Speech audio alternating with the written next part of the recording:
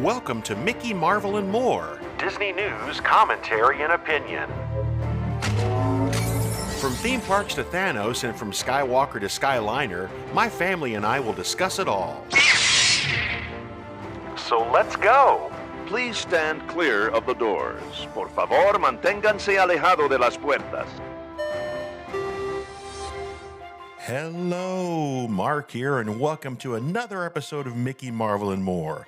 Thanks so much for joining us for our first episode of the new year. This is the second year for this little podcast that could, and we appreciate all the support from all of our loyal listeners and hope to make this another great podcast year. So, the holiday season is over and you have some gift cards and cash that you received as gifts in your stocking or from family and friends. And maybe some of those gift cards are for Xbox, PlayStation, or Steam, and you're looking to pick up some new video games with your holiday cash. Which ones should you get?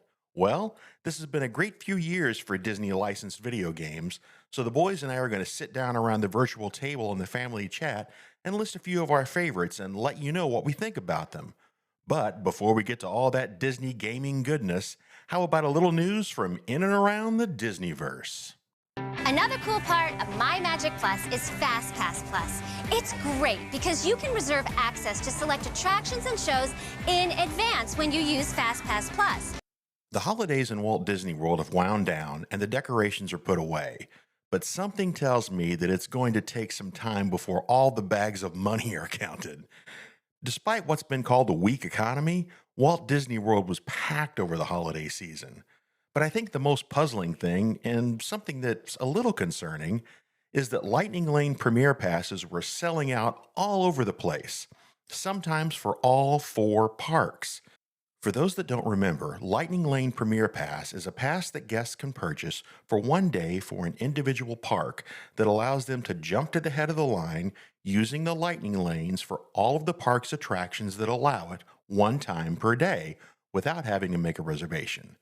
The prices vary depending on the time of year you go, and it is a per-person price, and they are pricey.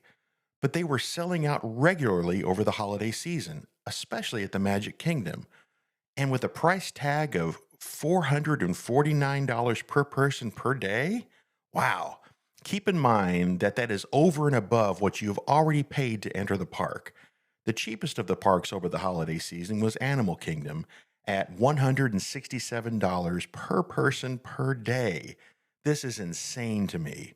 So, Magic Kingdom, family of 4, almost $1,800 for one day with no park hopping option. That's crazy. Many people, including myself, theorized that some people would use this system, but the price would probably be prohibitive for most people. But it looks like there is almost no price that is too high for some people. Okay, here's my concern. This system has been doing so well and selling out so often that Disney might phase out the cheaper alternative, which is the Lightning Lane Multi-Pass that they also offer. This pass offers you the ability to purchase at 7 days in advance for resort guests or 3 days in advance for day guests, and at that time, you can book up to 3 attractions for the park you're going to visit in advance. While this is also an added expense, it is nowhere near as expensive as the Lightning Lane Premier Pass. The Lightning Lane Multi-Pass for a single park starts at around $18 and can get as high as around $45 per person per day, depending on which park you're going to. The Magic Kingdom, of course, being the most expensive. Now, Universal has a similar system to the Lightning Lane Premier Pass in their parks as well, but it isn't quite as expensive as Disney's. However, Universal doesn't offer a cheaper alternative, so I'm afraid that based on current sales of the Premier Pass, Disney might consider getting rid of the cheaper alternative. But to be clear, you can still enjoy a Disney theme park without paying anything extra with a bit of planning done in advance. Like maybe listening to a great podcast like Mickey, Marvel, and More with all of their great tips. You see, I just had to get a plug in there. Sir, I'm going to have to ask you to exit the donut.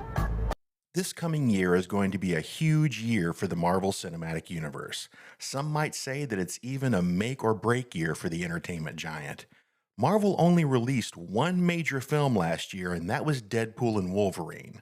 Now, there were some smaller Marvel offerings from Sony, like Venom the Last Dance and Kraven the Hunter, but those aren't directly linked to the Marvel Cinematic Universe. And to be fair, they were both duds. Marvel made a commitment not too long ago to have quality over quantity, but based on the quality of Deadpool and Wolverine, I have high hopes. Let's take a quick look at the rundown of movie and streaming releases for Marvel this year. First up is Captain America Brave New World, releasing on February 14th. Anthony Mackie's first big screen turn as Captain America, and introducing Harrison Ford as President Thaddeus Ross / Red Hulk, replacing William Hurt, who sadly passed away. Some of the reports coming out of the test screenings have not been favorable for the film, but that doesn't always mean bad news. Next up is Thunderbolts with an asterisk. Yes, the asterisk is part of the title, and that's going to be coming out on May 2nd.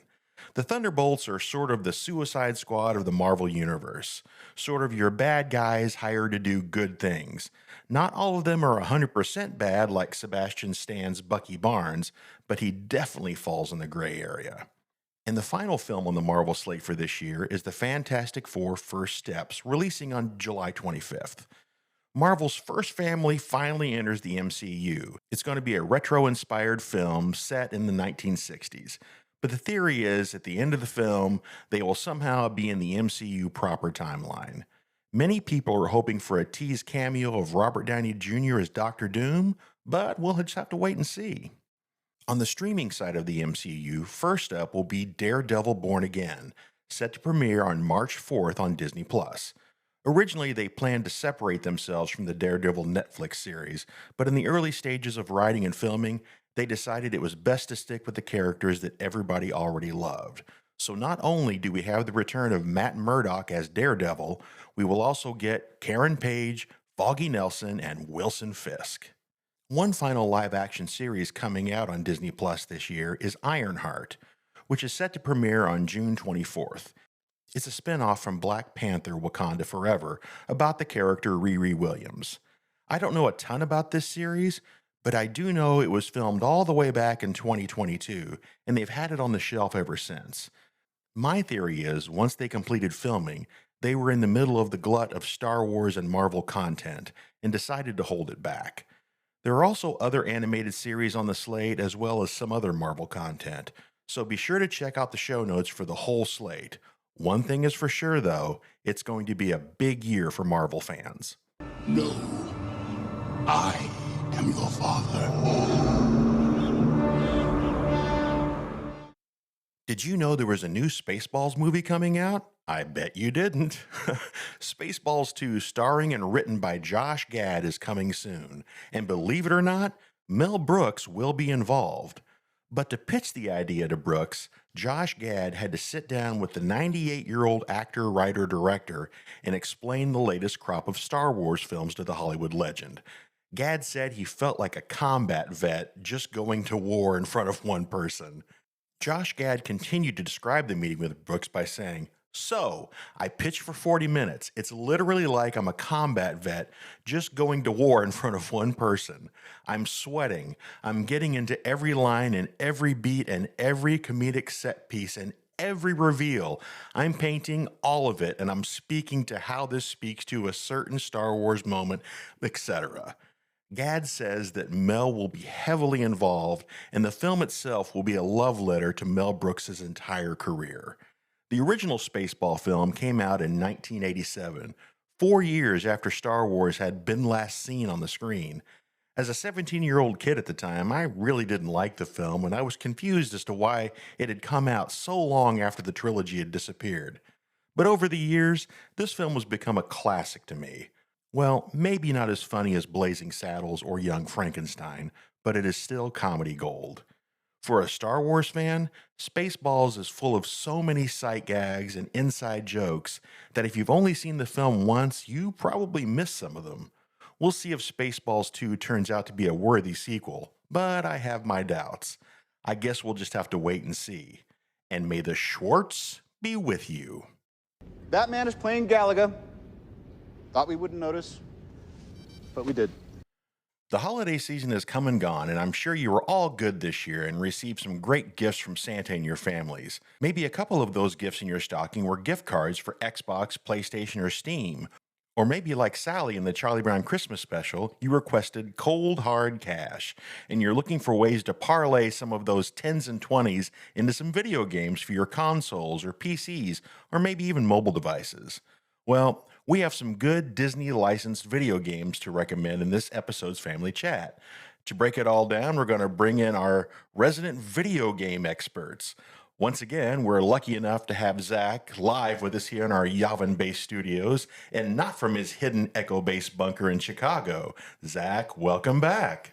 Good to see you, everybody. And we've also been able to pry Parker away from sleeping and his Warhammer minis to join us for this Disney video game discussion. Because, truth be told, if he isn't painting his Warhammer minis, he's on the basement couch eating club crackers and playing video games. So this discussion was tailor-made for him. Parker, thanks for joining us. Hello. The monotone hello. Okay, we're going to start off this conversation by talking about a couple of mobile games that we have played for a very long time and always enjoy. The first one we're going to mention is Disney Emoji Blitz. This game's been around since 2016, I think. Yep. How many times do you play that, or have you stopped playing it for a while? I don't really play it much anymore. I think I kind of stopped playing it around the time the game switched developers. Okay. Because for the first 3 or so years of its life, it was developed by Disney Interactive. And then they passed it off in 2019 to a new developer studio that's been in charge of it ever since. So it's still an officially licensed Disney game, but it's operated a little bit differently than it used to be whenever I was playing it like every day. Yeah, I know that we often will play this game when we're waiting in lines at Disney theme parks because it's a great time waster. Yeah, and as you play the game, you earn little Disney emojis, obviously. And then while we're in the theme parks, we make a little extra effort to use the emojis earned in the game when communicating with one another. Right. The next mobile game we're going to talk about is called Disney's Marvel Snap, or I guess just Marvel Snap. And I think, Parker, you introduced this game to Zach, if I'm not mistaken. I did. Okay, Parker, so give us a quick description of what Marvel Snap is all about. It is a card game where you collect cards, and then you play those cards when battling other people that have their own cards, so you can win. So basically, it's a deck building game. Yeah, and you can collect shards to get new skins for your cards, like different designs, like different art styles. Okay. Well, I know that Zach in particular has really run with this game. It's been his go-to mobile game for quite some time. Yes, this game was introduced to me in March of 2023, and I'm pretty sure I have played it every single day since then. So, with something we didn't mention is both of these games are technically free to play.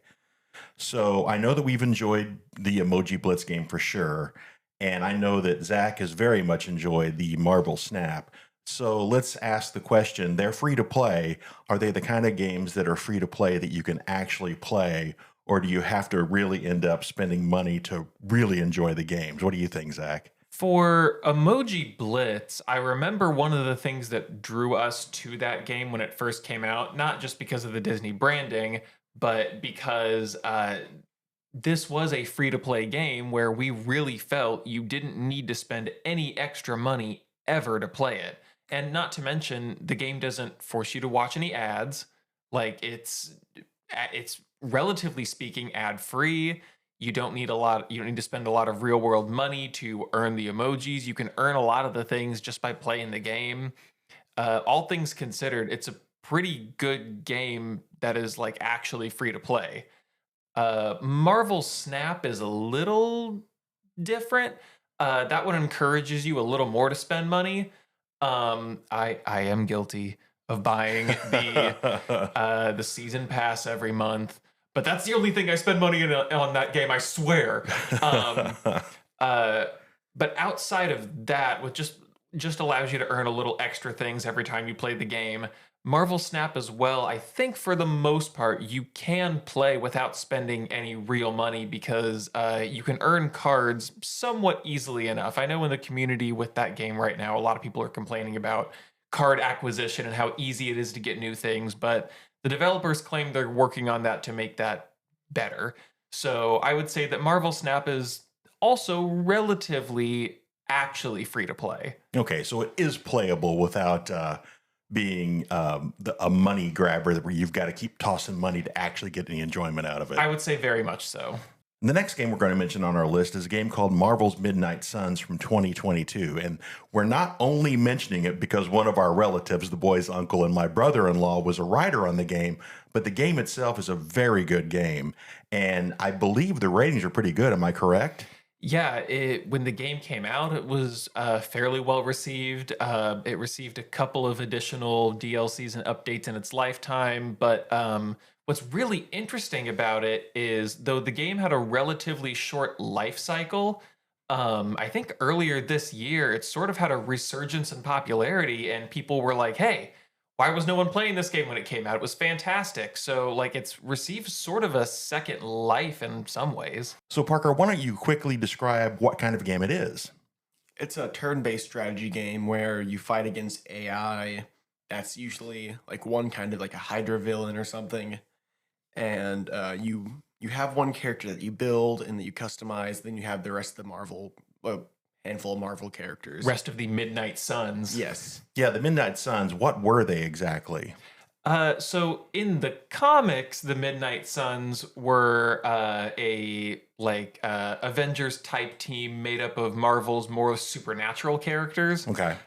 For this game, they still have that, but they also had to throw in the your Iron Man, your Spider-Man, your Wolverine. So that was an ad for the game. Yeah, but it massively expanded the roster you could play with. It had some really interesting fight mechanics and gameplay mechanics that differentiated it from other games like it, like an XCOM, which is very similar to this, and I think made it more fun for a lot of people. All right, next up on the list is our first Star Wars game. And actually, this is a twofer because it was a game that had a sequel. In 2019, Star Wars Jedi Fallen Order came out. And then there was a sequel to that game in 2023 called Star Wars Jedi Survivor. So what were these games all about, Zach? So the Star Wars Jedi games, Fallen Order and its sequel, Survivor, you play as Cal Kestis, who is a Jedi who survived Order 66. The games are set between episodes 3 and 4. And like I said, you play as this Jedi. It's an action-adventure game. You are trying to survive, hide from the Empire, solve puzzles, upgrade your character. It's got a good story to it. They're very, very fun games. One thing that we do need to mention are the platforms that these games are available on, and I want to make sure we get to that. So the Star Wars Jedi series, Fallen Order and Survivor, were available on Xbox, PlayStation, Steam, and pretty much anywhere you can get video games. So it's not like it was an exclusive to any one thing. To me, the Star Wars Jedi games were very reminiscent of an old game called Dark Forces. It also reminded me a lot of the Force Unleashed, those games. Yeah, well, definitely. Yeah, they were the action adventure games where you're one person and you're fighting against the odds, but it's always from their perspective. Yeah, they're very good games. They are very, very much praised for their lightsaber and force mechanics. Yeah, they were really good. The puzzle solving, the design of the game, all very well done. So next up is a newer game to the video game universe called Star Wars Outlaws. It came out this last year. Now, Parker, you're the one that has played Star Wars Outlaws more than anybody else. Give us a quick description of what Star Wars Outlaws is all about. You play as Kves, who's like a young scoundrel who assembles a team for a massive heist in order to pay off a syndicate. Currently, where I am in the game, I'm still assembling that group.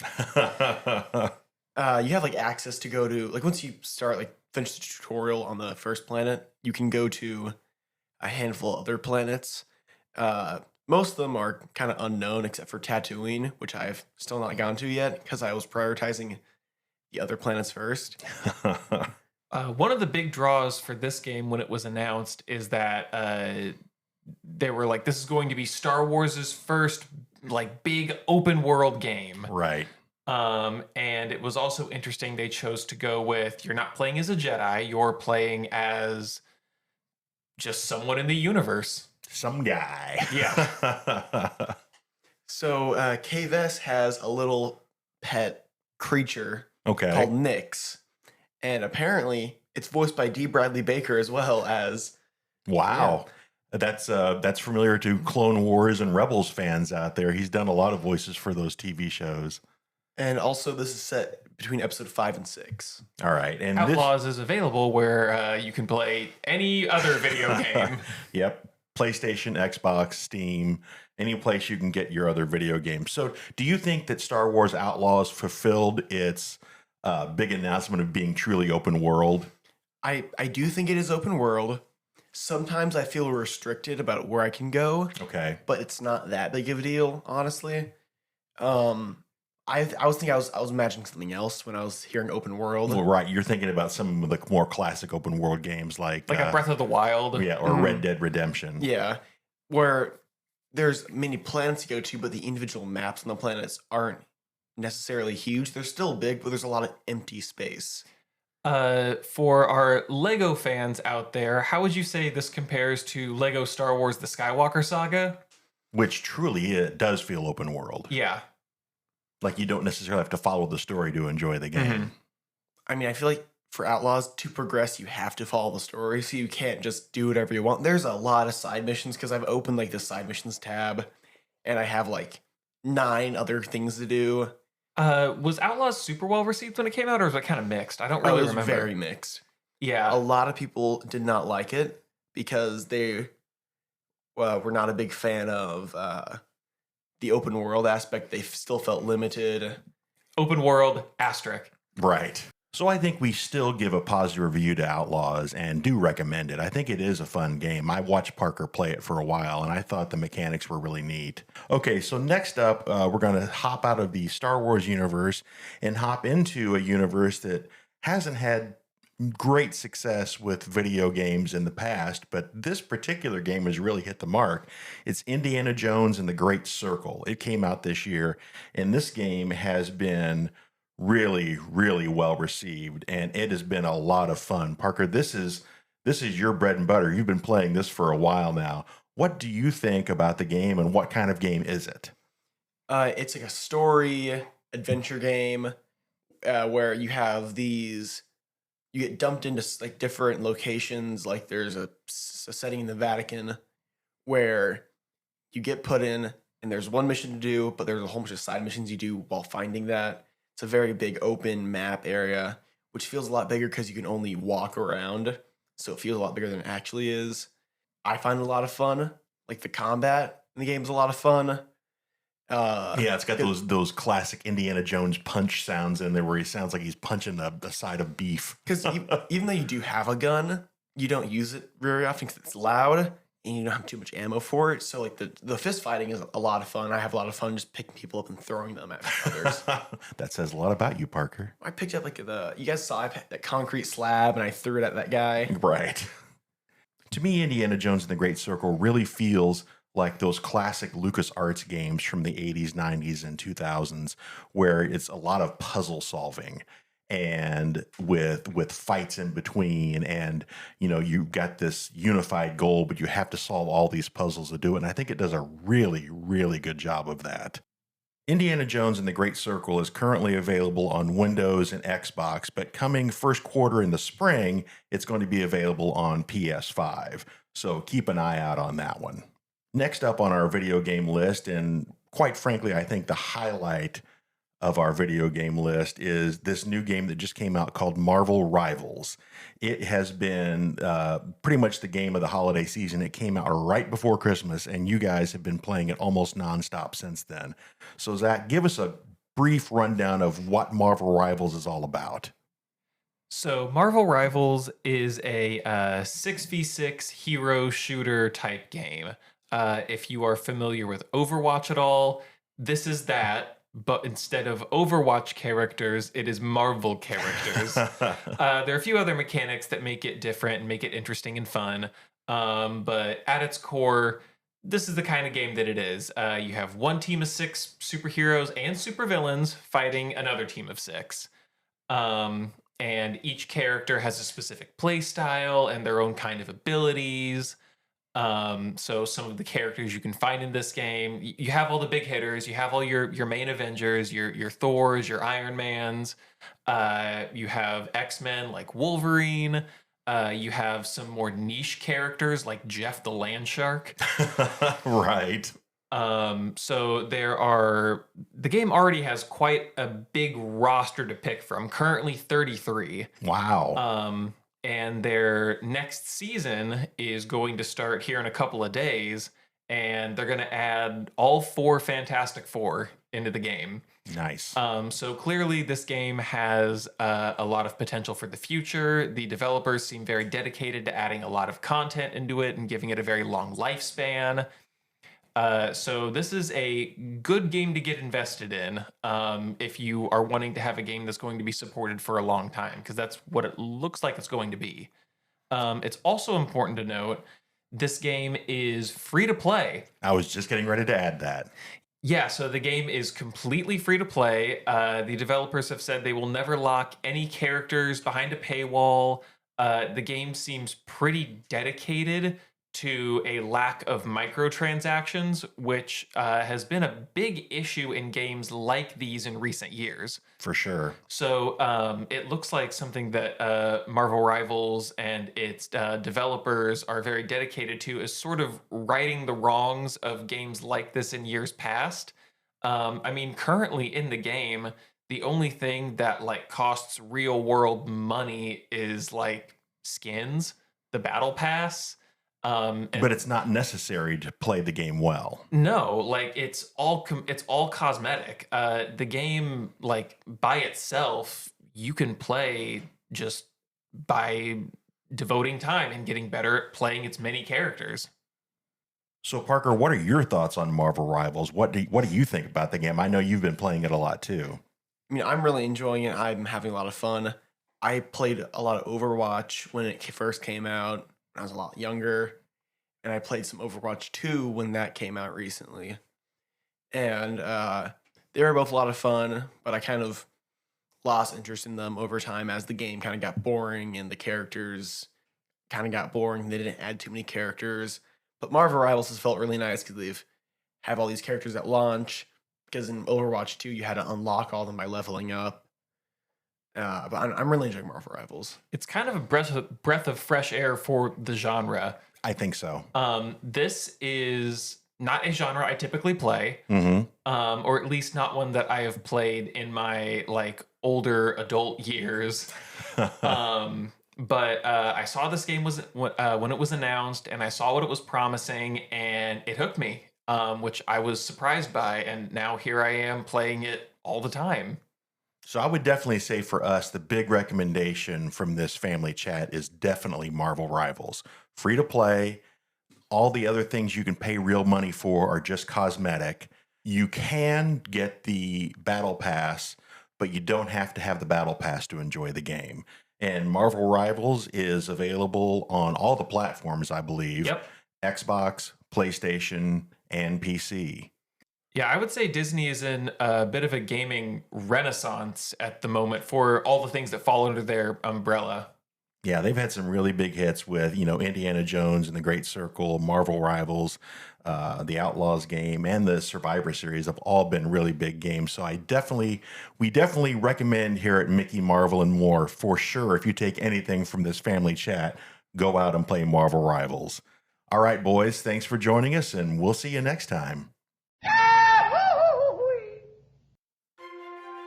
Thanks so much for joining us for another episode of Mickey, Marvel, and More. A big thanks to the fellows for hanging out with me in the family chat and talking about Disney licensed video games. You see, Zach and Parker, I told you that playing video games would pay off someday. Now back down to the basement and pick up those controllers. Don't forget that after listening to this episode, you should check out the show notes for links to all the stories we talked about today. as well as links to all of our socials. And while you're checking all that out, why not click on our email address and add to the conversation with maybe a show idea, a comment, or a coupon code for a snowblower.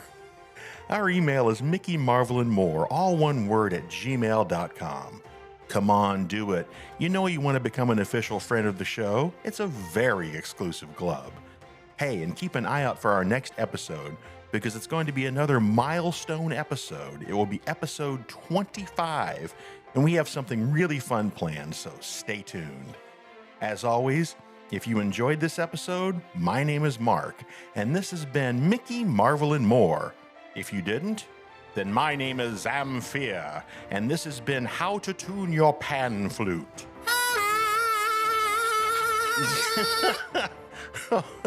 Okay, I have no idea what an out-of-tune pan flute would even sound like. We'll see you next time.